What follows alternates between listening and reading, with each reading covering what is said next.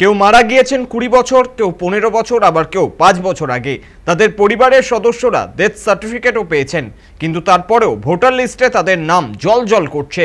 সংখ্যাটা নেহাত কম নয়। প্রাথমিকভাবে 45 জন মৃত ভোটারের নাম ভোটার তালিকায় পাওয়া গিয়েছে। ঘটনাকে কেন্দ্র করে শুরু হয়েছে চাপানুতোর। চাঞ্চল্যকর ঘটনাটি ঘটেছে উত্তর হাওড়া বিধানসভা কেন্দ্রের 218 নম্বর বুথে। ওই বুথের শালকিয়া কিংস রোড এবং পীতাম্বর বন্দ্যোপাধ্যায় লেনের কমপক্ষে 45 জন ভোটার 10 থেকে 20 বছর আগে মারা গিয়েছেন। তবে তাদের নাম ভোটার তালিকায় জল করছে বলে খবর। যেমন কিংস রোডের বাসিন্দা সংগ্রাম সিং 20 বছর আগে মারা গিয়েছেন। ওই বাড়ি থেকে কিছুটা দূরে থাকতেন ব্রজভূষণ সিং, তিনি মারা যান 17 বছর আগে। একই পাড়ায় বিদ্যাদেবী চৌধুরী 13 বছর আগে এবং তার স্বামী শ্রীধর নারায়ণ চৌধুরী গত বছরে মারা যান। অথচ এদের প্রত্যেকের নাম ভোটার তালিকায় রয়ে গিয়েছে। এই সমস্ত পরিবারের লোকজনদের অভিযোগ, তাদের বাড়ির লোক মারা যাওয়ার পর জেলা নির্বাচনী দফতরকে জানানো হয়েছিল, অথচ কাজ কিছুই হয়নি। তাই তারা চাইছেন অবিলম্বে ভোটার তালিকা থেকে মৃত ব্যক্তিদের নাম বাতিল করা হোক। এদিকে তালিকায় নাম থাকায় মৃত ব্যক্তির ভোট অন্য কেউ দিয়ে দিচ্ছে বলে আশঙ্কা প্রকাশ করেছেন বিজেপি এবং তৃণমূল কংগ্রেস। বিজেপির রাজ্য সম্পাদক উমেশ রায় বলেন, এই এলাকার ভোটার তালিকায় শুধু ভূত নয়, প্রেত ডাইনিও আছে। কমপক্ষে 45 জন মৃত ব্যক্তির পাশাপাশি অনেক ভোটার রয়েছেন যারা দীর্ঘদিন ওই এলাকা ছেড়ে অন্যত্র চলে গিয়েছেন, অথচ তাদের নাম রয়ে গিয়েছে। অবিলম্বে ভোটার তালিকার সংশোধন এবং পরিমার্জনের দাবি করেছেন তিনি।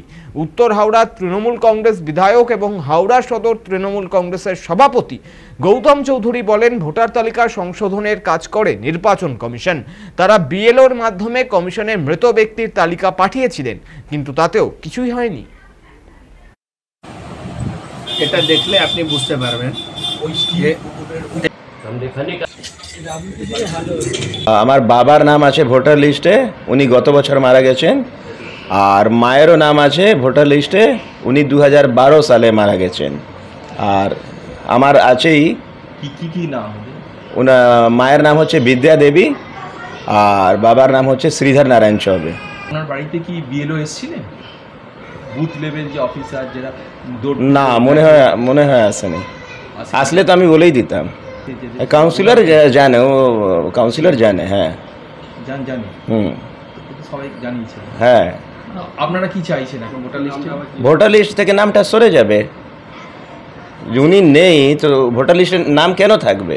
এখানকার যে লোকাল কাউন্সিলর আছে ওকে আমরা জানিয়ে দিয়েছি কি উনি মারা গেছেন। হ্যাঁ, ক্রিমেশন হয়েছে, এখানে বান্ধাঘাটি হয়েছে। হ্যাঁ, ওখানে মানে সব জমা হয়েছিল কি উনি মারা গেছেন। এবারে সরকারি তন্ত্র কাজ সরকার বুঝবে, আমরা কি জানি। আপনারা চিঠি দিয়ে জানিয়েছিলেন? আমরা সব জানিয়েছি। উত্তর হাওড়া বিধানসভার বুথ নম্বর 218। এই বুথে আমি নিজে থেকে যে বুথের ভোটার লিস্ট দেখেছি, সেখানে এখন পর্যন্ত আমি যাদেরকে চিনি সেরকম 45 জন মৃত ভোটারের নাম ভোটার লিস্টে আছে। তার মধ্যে কিছু লোক এরকম আছে যারা 20 বছর আগে মারা গেছে, কিছু লোক 18 বছর আগে মারা গেছে, কিছু লোক 15 বছর আগে মারা গেছে। সেই রকম লোকের নাম ভোটার লিস্টে আছে। তার সঙ্গেই এই ভোটার লিস্টে একই পার্টে এরকম কয়েকটা ভোটার আছে যাদের দুবার করে নাম আছে, 2টা করে ভোটার আইডি আছে। এরকম প্রচুর নাম আছে যারা নো ট্রেস, যাদেরকে আপনি খুঁজে পাবেন না। মানে ভুতুড়ে ভোটার, শুধু ভূত না, ভূত প্রেত পিচাস ডাইন সবই আছে। আমরা চাইছি যে ইলেকশন কমিশনের যে রেগুলার প্র্যাকটিস আছে, প্রত্যেক বছর যেটা এডিশন ডিলিশন কারেকশন হয়, তাতে কিছু হয় না। কিন্তু এবার যে এসআইআর হতে চলেছে, এই এসআইআরে এই নামগুলো নিশ্চিতভাবে যারা মারা গেছে সে নাম ডিলিট হবে, যাদের ডাবল এন্ট্রি আছে তাদেরকে চিহ্নিত করে একটা এন্ট্রি ডিলিট হবে, যারা নো ট্রেস ভোটার আছে তাদের নাম বাদ যাবে। আমার যে অনুমান যে একটা অন এভারেজ একটা পার্টে 50 থেকে 75 জনের নাম বাদ যেতে পারে। এটা রোহিঙ্গা বাংলাদেশি ছেড়ে দিন, এটা জেনুইন ইস্যু। বলছেন যে মৃত ভোট 35টা, কাজটা কার? নির্বাচন কমিশনের। আমাদের যারা বিএলএ থাকে তারা বারবার করে মৃত ভোটারের নাম লিখে 8 নম্বর ফর্ম দিয়ে নির্বাচন কমিশনকে জানাচ্ছে। দোষটা কোথায়? তাদেরকে বলা হচ্ছে ডেথ সার্টিফিকেট দিতে। কোনো বাড়িতে কোনো পরিবারে গেলে তার ছেলে মেয়ে, তার ছেলের বউ বা তার স্ত্রী ডেথ সার্টিফিকেট কোনো পার্টির এজেন্টকে দেবে?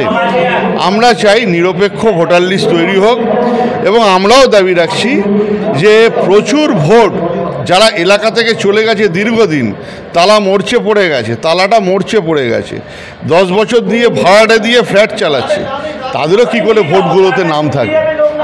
এটাও আমার পাল্টা প্রশ্ন রইল।